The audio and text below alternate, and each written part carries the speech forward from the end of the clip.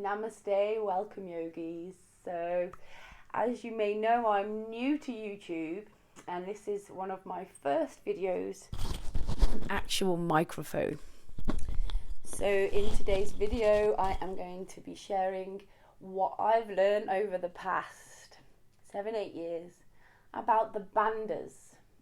The bandhas in yoga are something that, for me personally, I never quite got for a long time.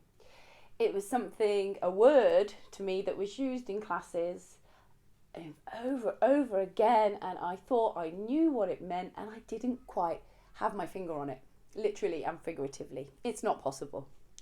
So with that in mind, I'm just going to try and share my understanding now of Bandha, which I feel has been integrated into my practice more fully, and I'm able to embody the Bandha now much more easily just from learning about what it actually means. In yoga classes, so many phrases are thrown around, and I can only imagine how many times those words go over the head of the student. So it's really important when you have a yoga practice, a personal yoga practice, or if you're a teacher, that we fully understand what we're sharing and what we're doing. And the only way to fully understand something is to have revealed knowledge about it. That's participation in the method. So me telling you these things, that's going to give you information, perhaps knowledge, but unless you try it in your own body and you feel it for yourself, then that will only ever be learned knowledge. So the key is to practice every single day. Even the days you don't want to practice, they're the days to do it. Okay. So, Bandha. Bandha actually means lock. Energy lock. And when we say energy lock, we mean the energy in your body, the prana, the life force in your body. The prana in your body, the life force in your body, travels around over 72,000 nadi channels in the body to move your energy around your body. Amazing. So the bandha that we contract helps to direct energy wherever we want it to be. Okay? So the bandha, the energy lock, directs the prana, directs the energy. The Mula Bandha, which is right at the root of our existence, it's at the base of the spine. So we know the spine is at the center of our entire existence, and it supports the peripheral body. It's also the home of the Sushumna Nadi. Okay, so the Shumna Nadi, where the seat of Kundalini waits. So when we're using Mula Bandha, we are contracting physically and energetically, figuratively and literally.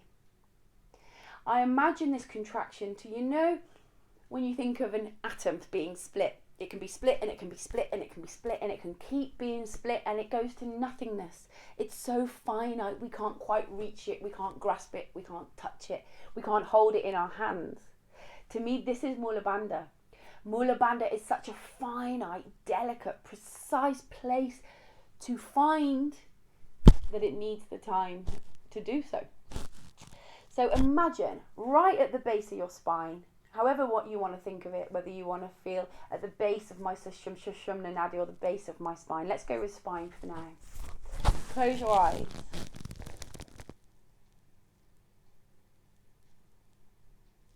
And take your attention down to the root of your body.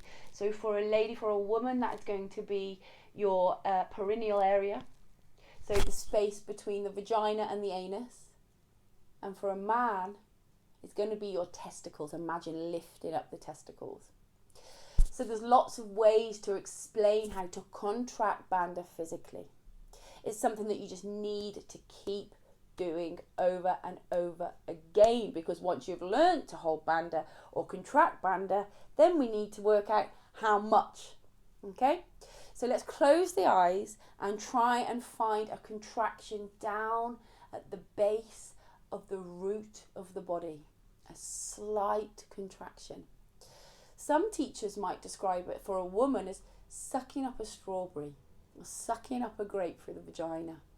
Now, that is a good way to encourage us to use our pelvic floor muscles, but at the same time, it's not actually putting the finger on it, which is what we struggle with, okay?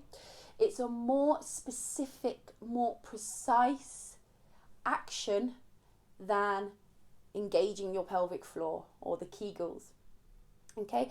Precisely, it's the levator ani muscles, okay? The levator ani muscles that we're contracting. This is an internal lifting motion. So the contraction comes from the root. We contract physically and energetically, if I'm making sense. So bring it all in and up from the root of the body. We keep that contraction through all our movement, about 25%. There are some asana in Ashtanga Yoga where we use the Maha Bandha. The Maha Bandha is the great lock. The great lock, which means Jalandhara Bandha, the throat lock, Mula Bandha, your root lock, and Uddiyana Bandha, your abdominal lock. That upward flying, lifting motion of energy. Uddiyana Bandha. Okay, so we have Mula Bandha at the root of the body. We have Uddiyana Bandha around here. So when we come into a wide-legged forward fold and I'll say hold Uddiyana Bandha, it's to remind us to contract in here. But it's not just about these superficial muscles in the body. It's deep internal strength we're looking for. I imagine the strength is not like looking for that six-pack, having a strong six-pack, all of that superficial muscles. What I look for is strong, deep, internal strength that doesn't just start with training a muscle. It starts with training our mind. Okay, training the mind to the muscle, the mind to the muscle. So, reminder, Mula Bandha at the root lock, Uddiyana Bandha, and Jalandhara Bandha, the throat lock. These energy controlling methods are vital in our yoga practice. As I said earlier, they are transferring the energy in the body through lower areas to higher areas. Remember, where our attention goes, that energy will flow. So when we begin our yoga class, we begin by grounding and we think about the trifocus of the practice. The Bandha, the Ujjayi breath, and the Drishti, the looking place. When all these three unite together as one, then you have an opportunity to go beyond the ordinary. You have an opportunity to experience yourself without all the crap that's in our lives every day. Lives, minds, all the stuff that goes on. The yoga is there to give you freedom from the human condition, freedom from suffering. No matter who we are, we suffer. Okay? It doesn't matter who you are, how rich you are, how successful you are, how wonderful your family is. It doesn't matter. What matters is what we're experiencing in here. That's what matters. And nobody can see that. So remember, if you are feeling a bit crap at the moment, the person next to you probably is as well. So back to focus. Mula Bandha is your energy lock. It's homed at the root of the spine, the root of the Sushumna Nadi, and helps move energy around the body. In Ashtanga Yoga specifically, the Bandha for me helps to find that lightness in the body, that freedom feeling, you know, when you jump through and you jump back, that lightness, that moment where you're in air, your legs are above your head or just off the earth slightly, and you feel light, you feel amazing. So let's contract Bandha and find some internal stability, because nobody and nothing can uproot your internal stability once we've found it. And if you're not a yoga practitioner and you are interested in energy locks, then it can be something you do when you walk down the street. It can be something you do when you go shopping.